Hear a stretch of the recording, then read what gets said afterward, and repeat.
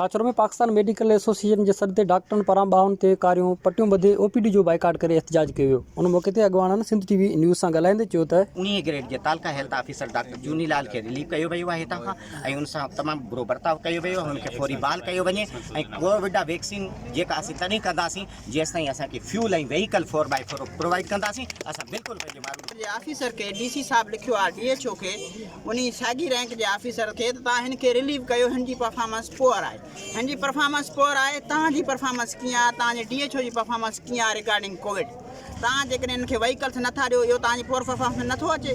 तव्हां हिननि खे फ्यूल नथा ॾियो त इहा तव्हांजी पुअर परफॉर्मेंस में नथो अचे। बाक़ी तव्हां उनखे रिलीव करे ऐं उनखे कराची रिपोर्ट था करायो। ॿियो असांजो इहो मुतालबो आहे सीनियर तरीन डॉक्टर आहिनि डॉक्टर जूनीलाल साहब जिन पंहिंजूं through out services Nagar Parker जेको पाकिस्तान जो बैकवर्ड तरीन इलाइक़ो आहे उन में ॾिनियूं आहिनि। जेके भी मुतालबा आहिनि इहे जाइज़ आहिनि। हिन जो मेन मुतालबो इहो आहे त हिननि खे फ्यूल ॾिनो वञे प्लस व्हीकल ॾिनी वञे।